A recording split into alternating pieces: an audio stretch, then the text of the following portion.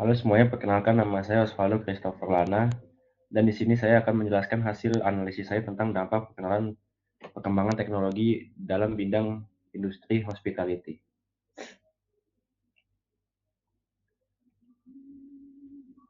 Yang pertama ada era digital pariwisata. Penggunaan alat-alat digital untuk mempersiapkan, mengatur, mengendalikan, dan menikmati pengalaman perjalanan. Era digital telah mengubah cara perencanaan dan mengalami perjalanan serta memberikan banyak manfaat bagi industri pariwisata. Kemudian slide kedua ada perubahan perilaku wisatawan. Yang pertama karena dengan ada internet dan perangkat mobile, informasi tentang destinasi wisata, akomodasi, transportasi, dan aktivitas wisata dapat diakses kapan saja dan di mana saja. Yang kedua, platform online memungkinkan wisatawan untuk membandingkan harga dari berbagai penyedia layanan sehingga mereka dapat menemukan penawaran yang terbaik. Kemudian yang ketiga ada ulasan dan rating dari wisatawan sebelumnya untuk memberikan informasi yang berharga bagi calon wisatawan lainnya memilih akomodasi atau aktivitas wisata. Jadi sebenarnya ini adalah untuk memberikan peringatan dari wisatawan sebelumnya agar wisatawan selanjutnya tertarik untuk memilih akomodasi dan atraksi wisata ini. Kemudian slide berikutnya adalah dampak pada industri pariwisata. Dampaknya revolusi digital pada dalam industri pariwisata telah mengubah cara kita merencanakan dan mengalami perjalanan. Teknologi ini memberikan wisatawan lebih banyak akses dan kontrol atas perjalanan mereka, meningkatkan keterlibatan sosial dan memberikan pengalaman yang lebih kaya, ataupun pengalaman yang lebih unik. Lalu contoh kasusnya saya ambil pembayaran digital atau pembayaran lewat e-money. Inovasinya pembayaran digital seperti melalui aplikasi mobile dan kartu pembayaran digital telah menjadi semakin populer dari industri pariwisata. Contohnya seperti GoPay, ShopeePay, OVO, dan QRIS lainnya. Lalu dampaknya. Dampaknya ini pembayaran digital membuat proses transaksi menjadi lebih cepat, aman, dan nyaman bagi wisatawan karena wisatawan ini tidak harus membawa cash di dompet yang tebal, jadi hanya membutuhkan HP dan sinyal dan juga e-money dalam e-bank tersebut agar wisatawannya lebih mudah dalam melakukan transaksi.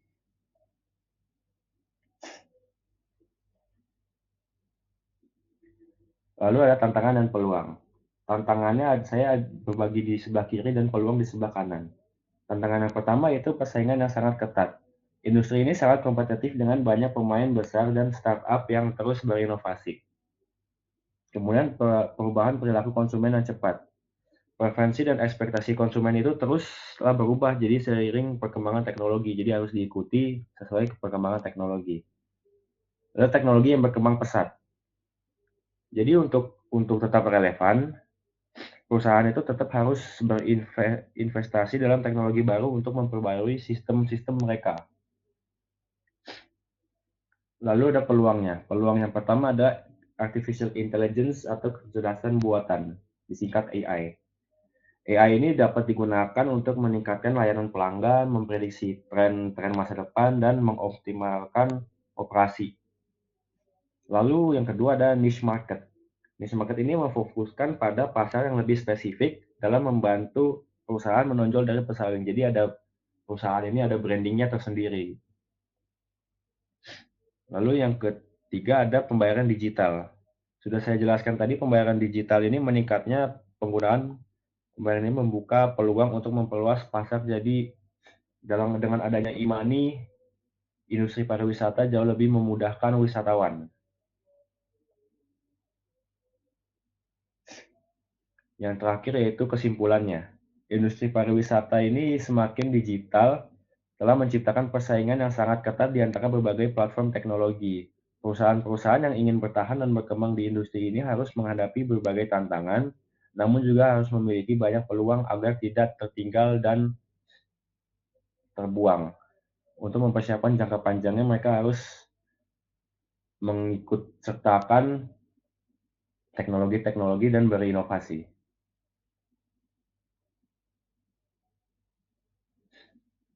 Jadi segitu aja, sekian dari presentasi pada proyek kedua hari ini. Mohon maaf jika saya ada kesalahan kata atau kekurangan kata. Sekali lagi terima kasih.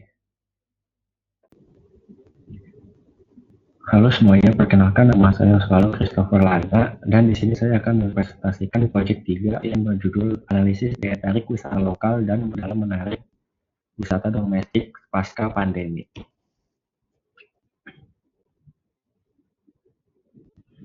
Tujuan materi ini adalah untuk menganalisis potensi wisata lokal dan juga menyusun strategi untuk jangkauan dan jangka masa depan. Untuk yang pertama saya ambil dari Universitas Pertamina.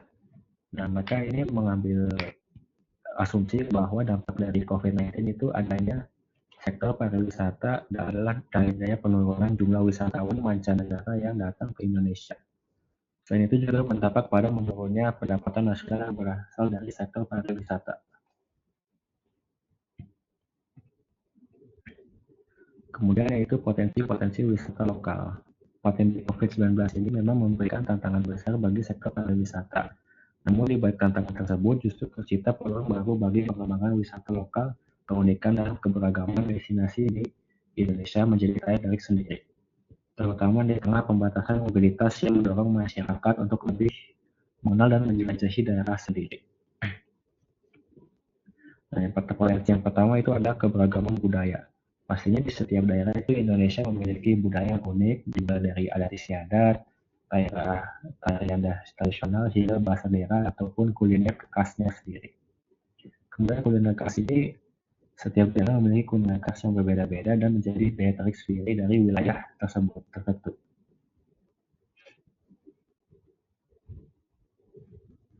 Lalu adalah perilaku wisatawan domestik setelah pasca pandemi.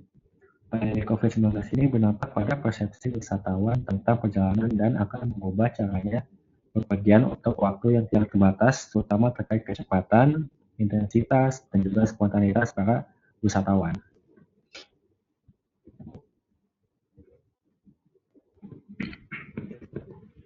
Di sini saya ambil contoh kasus sebelum dan sesudah pandemi COVID-19. Yang di sebelum pandemi ini banyak wisatawan domestik lalu memilih dan mengunjungi destinasi wisata yang ramai dan memiliki tempat banyak fasilitas seperti mall ataupun taman hiburan yang ramai dan mewah untuk didatangi. Kemudian yang sesudah pandemi ini wisatawan mulai beralih ke destinasi wisata alam yang lebih sepi dan menawarkan pengalaman yang lebih dekat dengan alam. Contohnya seperti camping di gunung, trekking di hutan, atau bersepeda di pedesaan, ataupun berpergian ke pantai untuk menghindari kerumunan dan mencari udara segar. Karena COVID pandemi 19 ini kan tersebar secara udara, melewati udara.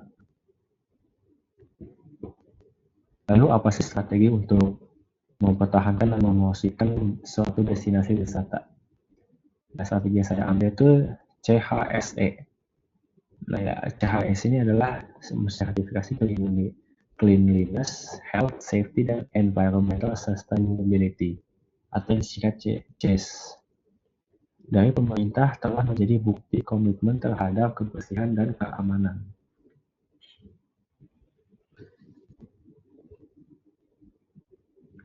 Lalu yang terakhir adalah kesimpulan.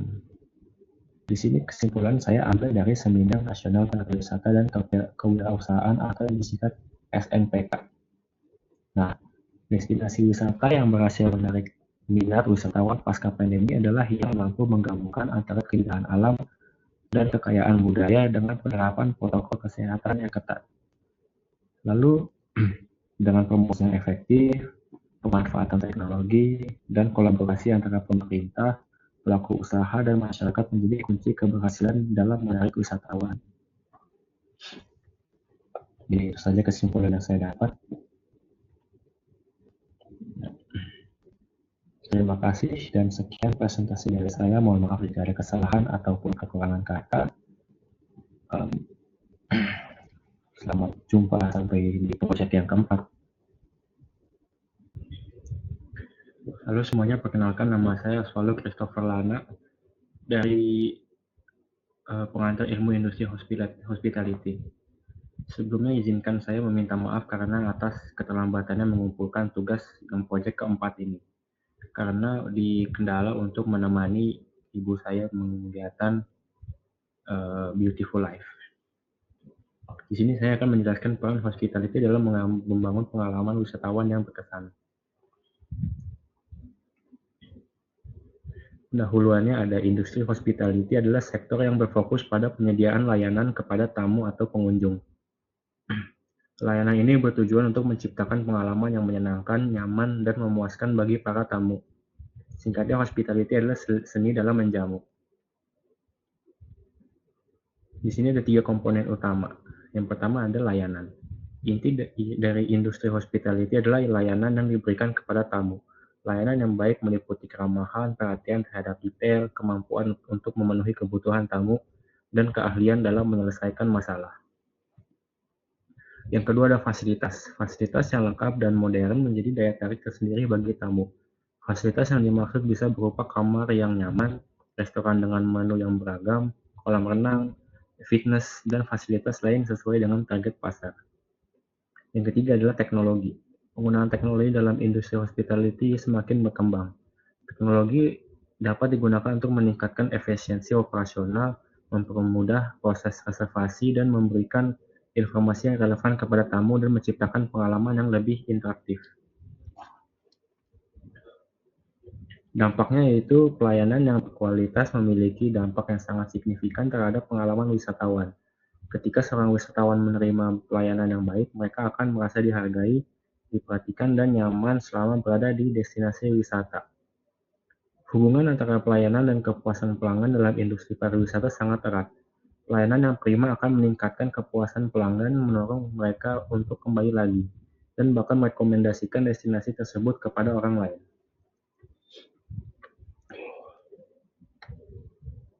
Lalu kemudian ada contoh kasusnya.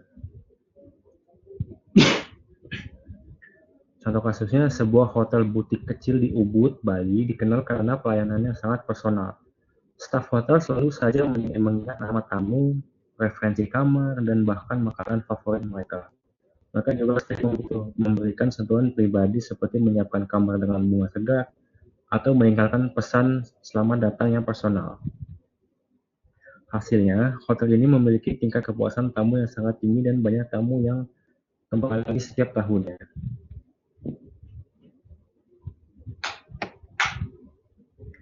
Lalu kemudian adalah strategi-strateginya. Untuk strategi personalisasi layanan adalah rekomendasi produk, yaitu menyediakan rekomendasi ada tuh layanan yang sesuai dengan minat kebutuhan pelanggan. Lalu pesan yang disesuaikan. Pesan yang disesuaikan ini mengirimkan pesan pemasaran yang relevan dengan minat dan perilaku pelanggan. Kemudian ada umpan balik atau feedback. Nah, ini adalah survei kepuasan pelanggan terhadap destinasi secara berkala untuk mengukur tingkat kepuasan pelanggan. Dan juga analisis media sosial. Analisis media sosial ini memantau media sosial untuk melihat dan komentar atau ulasan pelanggan dari destinasi wisata yang dikunjungi. Yang terakhir adalah rangkumannya. Hospitality adalah jantung dari industri pariwisata dan layanan, memainkan peran krusial dalam menciptakan pengalaman tak terlupakan bagi pelanggan. Lebih dari sekedar menyediakan fasilitas dan produk, hospitality adalah tentang membangun hubungan yang tulus dan memberikan pelayanan yang melebihi ekspektasi. Sekian presentasi dari proyek keempat kali ini. Sekali lagi maaf atas keterlambatan tugas ini. Sekian, terima kasih. Mohon maaf jika ada kesalahan kata. Halo semuanya, perkenalkan nama saya Osvaldo Christopher Lahana. Dan di video kali ini saya akan menjelaskan hasil analisis strategi destinasi wisata berkelanjutan.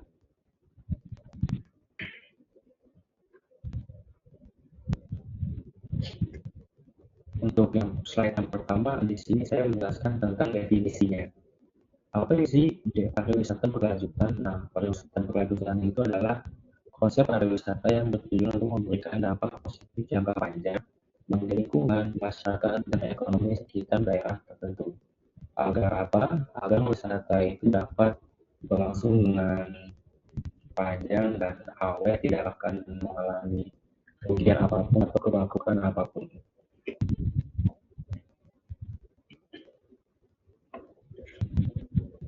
Kemudian adalah hal-hal pentingnya untuk melestarikan budaya lokalnya. Nah, pelestarian budaya lokal tidak hanya menjadi tanggung jawab moral, tapi juga memiliki nilai ekonomi dan sosial yang signifikan. Dengan menjaga kelestarian tradisi, kesenian, dan warisan budaya lainnya, kita membuka peluang bagi pengembangan sektor pariwisata berbasis budaya. Destinasi wisata yang kaya akan nilai budaya akan menarik minat wisatawan domestik maupun mancanegara, sehingga dapat meningkatkan pendapatan masyarakat dan juga daerah tertentu. Jadi itulah pentingnya melestarikan budaya lokal. Lalu ada strategi berkelanjutan ya. Salah satu strategi kunci dalam melibatkan aktif komunitas lokal dalam perencanaan dan pengelolaan destinasi wisata. Dengan membudayakan masyarakat, kita juga dapat memastikan bahwa manfaat pariwisata benar-benar dirasakan oleh mereka. Strategi yang pertama yaitu keterlibatan komunitas. Ini memberikan pelatihan kepada masyarakat lokal dalam bidang pariwisata, seperti menjadi tour guide, pemandu wisata, dan juga pengelola homestay. Kemudian strategi yang kedua yaitu pendidikan wisatawan. Nah, yang dimaksud ini adalah melalui kampanye, brosur atau aplikasi, wisatawan dapat memberikan informasi tentang budaya lokal atau etika wisata lain-lainnya. Lalu ada tiga, ada kemitraan stakeholder. Yang dimaksud ini adalah membangun kemitraan yang kuat antara pemerintah, pelaku bisnis pariwisata, masyarakat, dan juga LSM untuk mencapai tujuan bersama.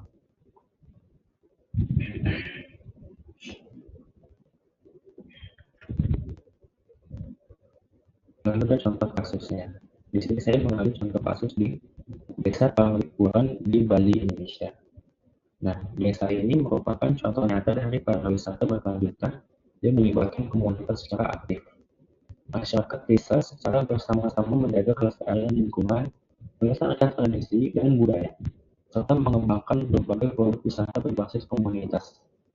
Wisatawan yang berkunjung ke Panglipuran dapat belajar tentang kehidupan masyarakat Bali dan juga menikmati keindahan alam dan membeli produk kerajinan tangan lokal. Maaf ada sedikit typo. Nah, teman-teman sekalian bisa juga melihat dari gambar di sebelah kiri di sini. Nah, Bali ini masih menggunakan baju daerah mereka masing-masing dan melestarikan tradisinya juga.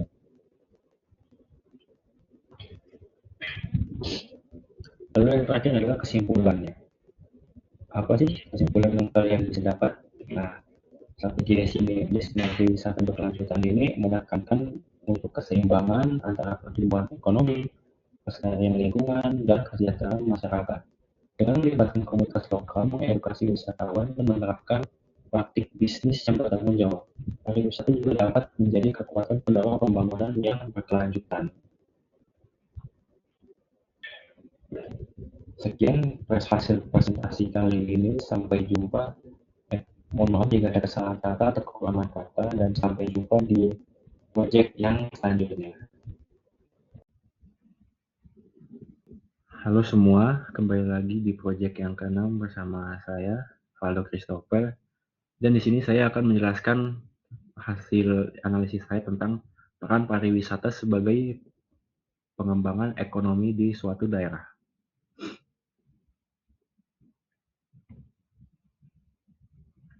Di sini saya akan menjelaskan 5 hasil analisis. Yang pertama ada pendahuluan, yang kedua ada kontribusi peran pariwisata ini, yang ketiga tantangan-tantangan dari pariwisata dan juga contoh kasusnya. Lalu yang kelima yaitu kesimpulannya dari hasil analisis ini.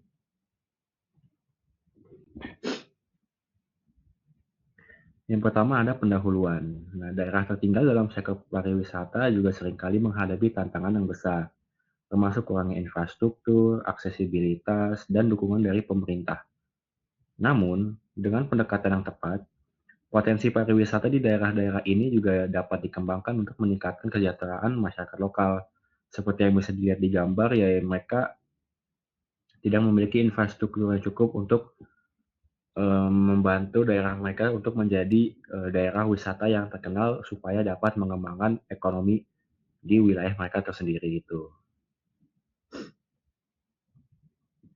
Kemudian yang kedua itu yaitu kontribusi pariwisata. Nah, pariwisata itu pastinya memainkan peran yang sangat krusial dalam pengembangan ekonomi lokal, yang pastinya dengan menciptakan lapangan kerja dan juga meningkatkan pendapatan masyarakat. Sektor pariwisata ini tidak hanya menyediakan berbagai peluang kerja langsung, seperti pemandu wisata, pengelola hotel, staf restoran, tapi juga menciptakan lapangan kerja yang tidak langsung di sektor-sektor yang terkait, seperti transportasi, kerajinan tangan atau souvenir, dan juga pertanian. Nah, dengan meningkatnya jumlah wisatawan yang berkunjung, permintaan terhadap produk lokal juga pastinya meningkat karena sebagai oleh-oleh dan lain-lain. Nah, yang pada gilirannya mendorong pertumbuhan usaha-usaha kecil dan menengah atau UMKM.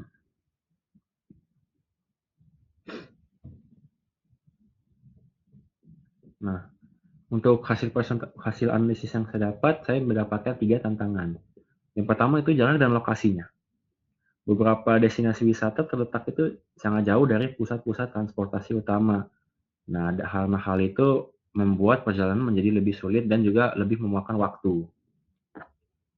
Lalu yang kedua, itu sama seperti yang pertama tadi, keterbatasan layanan transportasi. Nah, karena itu kurangnya pilihan transportasi yang efisien dan terjangkau juga dapat menghambat mobilitas wisatawan, baik wisatawan domestik ataupun wisatawan internasional. Infrastruktur yang kurang memadai itu banyak daerah wisata di Indonesia mengalami masalah infrastruktur, seperti jalan yang rusak, transportasi publik yang terbatas, dan juga fasilitas umum yang tidak memadai. Nah, hal itu tuh bisa menyulitkan akses bagi wisatawan.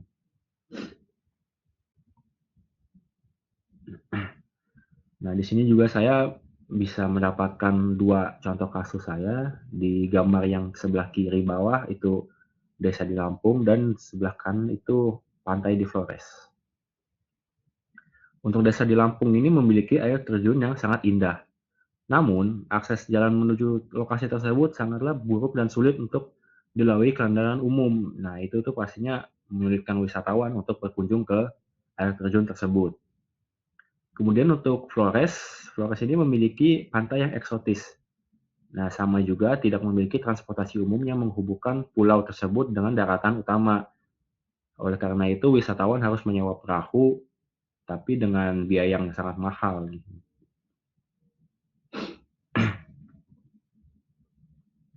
Nah, yang terakhir ini adalah kesimpulannya. Pariwisata itu adalah motor penggerak ekonomi yang kuat. Dengan menarik wisatawan baik domestik maupun mancanegara, sektor ini juga dapat meningkatkan pendapatan daerah, menciptakan lapangan kerja, dan juga mendorong pertumbuhan ekonomi secara keseluruhan di daerah tersebut. Nah, oleh hal itu, baik lagi adalah pariwisata itu sangat krusial untuk meningkatkan penggerak ekonomi. Nah, sekian dari hasil proyek presentasi kali ini. Mohon maaf jika ada kekurangan atau kesalahan kata. Terima kasih. Halo semuanya, perkenalkan nama saya Valo Christopher dari NIM 2024 0253 dan di sini saya akan mempresentasikan hasil analisis saya untuk proyek yang ketujuh kali ini yang berjudul Inovasi dalam Pariwisata Berkelanjutan.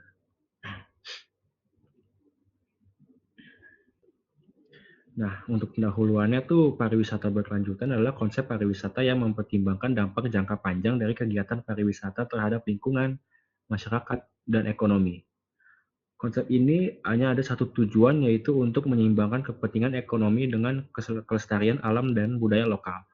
Dengan kata lain, pariwisata berkelanjutan adalah bentuk pariwisata yang tidak hanya menguntungkan secara ekonomi, tetapi juga menjaga kelestarian lingkungan dan memberikan manfaat bagi masyarakat setempat.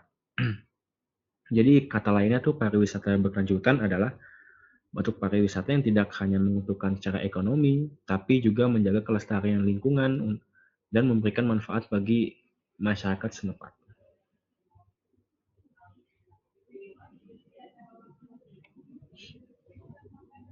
Kemudian yaitu inovasi teknologinya. Di sini saya mendapatkan hasil analisis untuk hotel-hotel. Nah, hotel-hotel modern itu semakin sadar akan pentingnya keberlanjutan. Nah, salah satu contohnya itu yaitu penggunaan panel surya untuk menghasilkan tenaga listrik. Dengan panel surya ini, hotel dapat mengurangi ketergantungan pada listrik dari jaringan umum, sehingga mengurangi emisi karbon. Nah, selain itu, banyak juga hotel-hotel yang mengadopsi sistem pengelolaan air hujan untuk memenuhi kebutuhan air non-portable, seperti untuk menyiram tanaman ataupun mengisi kolam renang di hotel-hotel tersebut. Lalu yang ketiga adalah strateginya. Strategi ini untuk mendorong wisatawan dan pelaku bisnis pariwisata untuk mengurangi produksi sampah melalui program 3R, yaitu Reduce, Reuse, dan Recycle.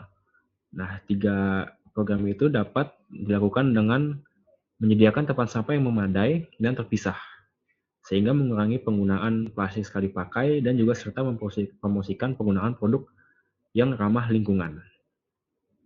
Nah, untuk dari menerapkan strategi ini, destinasi wisata juga mendapat yang lebih bersih, sehat, dan menarik bagi wisatawan. Selain itu, pengelolaan sampah dan air juga membaik dan dapat meningkatkan reputasi destinasi wisata dan mendukung keberlanjutan pariwisata jangka panjang ini. Nah, di slide kali ini saya mendapatkan contoh kasus yaitu Pulau Bali. Pulau Bali ini adalah sebagai salah satu destinasi wisata yang paling populer di Indonesia. Telah menunjukkan komitmen yang kuat dalam pengelolaan sampah dan air melalui program Bali Bersih. Pemerintah daerah dan masyarakat bekerja sama untuk mengurangi sampah plastik sekali pakai, mengolah sampah organik menjadi kompos, dan mengelola limbah cair secara efektif. Nggak cuma di Pulau Bali, tapi banyak hotel dan restoran yang di Bali ini telah menerapkan sistem pengelolaan air yang berkelanjutan, seperti penggunaan teknologi pengelolaan air, limbah, dan sistem penyaringan air hujan.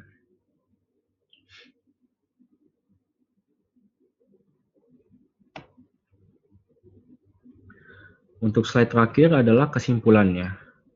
Kesimpulan ini, inovasi berkelanjutan dalam pariwisata membawa dampak jangka panjang yang sangat signifikan bagi lingkungan maupun industri pariwisata itu sendiri. Penerapan teknologi ramah lingkungan, pengelolaan sumber daya alam yang bijaksana, serta upaya mengurangi jejak karbon akan membantu melestarikan keindahan alam dan keanekaragaman hayati di destinasi wisata jangka panjang ini. Pariwisata berkelanjutan itu dapat menjadi solusi yang win-win atau kemenangan di dua pihak, di mana lingkungan terjaga dan industri pariwisata tetap tumbuh secara berkelanjutan jangka panjang. Sekian hasil presentasi dari Project 7 kali ini. Mohon maaf jika ada kesalahan kata atau kekurangan materi yang jelas. Mohon maaf sekali lagi. Terima kasih.